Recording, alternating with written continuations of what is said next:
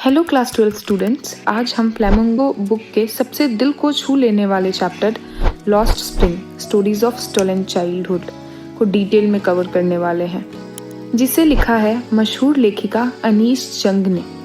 क्या आपने कभी सोचा है कि कुछ कहानियाँ सिर्फ सुनी नहीं जाती, उन्हें महसूस किया जाता है। ये चैप्टर हमें दो अलग अलग बच्चों की ज़िंदगी से मिलवाता है, साहिब और मुकेश। दोनों के सपने बड़े हैं, लेकिन उनकी सच्चाई, उनकी मजबूरी उनके सपनों से बिल्कुल अलग है। स्प्रिंग का मतलब यहाँ है बचपन या खुशी का मौसम, और ये चैप्टर बताता है कि कैसे ये स्प्रिंग इन मासूम बच्चों से छीन लिया गया या कहीं खो गया। तो चलिए शुरू करते हैं और कदम ब कदम देखते हैं कि कैसे ये बचपन चोरी हुआ। Part 1, Sahib Alam the Lord of the garbage. हमारी पहली कहानी शुरू होती है सीमापुरी से, जहां हम मिलते हैं साहिब आलम से। उसका पूरा नाम है लॉर्ड ऑफ द यूनिवर्स। सोचो, इतना बड़ा नाम, लेकिन उसका काम क्या है? रैग पिकिंग, कचरा चुनना। साहिब और उसका परिवार असल में बांग्लादेश के ढाका से बिलोंग करता था। 1971 में बहुत सारे तूफानों ने उनका खेत और घर तबाह कर दिया। उनकी माँ कहती थी कि इसलिए उन्हें अपना घर और ज़मीन छोड़नी पड़ी, इसलिए वो आकर दिल्ली के किनारे पर स्थित सीमापुरी में बस गए।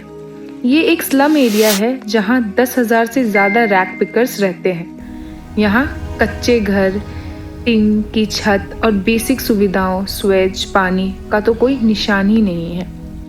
इनके पास कोई असली आइडेंटिटी या डॉक्यूमेंट्स नहीं है, सिर्फ राशन कार्ड्स हैं जिससे उन्हें अनाज मिल जाता है। इन लोगों के लिए जिंदा रहना पहचान से ज़्यादा ज़रूरी है। हर सुबह ऑथर साहब और उसके दोस्तों को कचरे के ढेर में कुछ ढूंढते हुए देखती हैं। बच्चों के लिए कचरा एक मैजिक बॉक्स की तरह है। कभी उन्हें उसमें 1 रुपये तो कभी 10 रुपये का नोट मिल जाता है, इसलिए उनकी आंखों में चमक होती है। कचरा उनका खजाना है, लेकिन बड़ों के लिए कचरा सिर्फ जीने का जरिया है, उनकी रोजी रोटी है। एक दिन ऑथर साहब से पूछती है, तुम स्कूल क्यों नहीं जाते? साहब मासूमियत से कहता है कि मेरे मोहल्ले में कोई स्कूल नहीं है। ऑथर मजाक में कहती है, अरे मैं स्कूल खोलूं तो क्या तुम आओगे? साहब तुरंत हाँ कह देता है। कुछ दिन बाद जब साहब खुद ऑथर से पूछता है, आपका स्कूल बना क्या? तो ऑथर को शर्मिंदगी होती है। उन्हें एहसास होता है कि उन्होंने एक ऐसा झूठा वादा किया जो वो कभी पूरा नहीं कर पाएंगी। साहिब और उसके दोस्त नंगे पांव गलियों में घूमते हैं। जब ऑथर पूछती हैं, तुम चप्पल क्यों नहीं पहनते? तो सब अलग अलग बहाने देते हैं। माँ उतार कर नहीं देती, मैं फेंक दूंगा, या ये हमारा ट्रेडिशन है। ऑथर समझ जाती है कि ये कोई परंपरा नहीं, बल्कि सिर्फ और सिर्फ गरीबी और पैसे की कमी है। ये बच्चे इतने गरीब हैं कि इन्हें कभी जूते पहनने की आदत ही नहीं पड़ी। एक दिन ऑथर साहिब को एक क्लब के पास देखती है।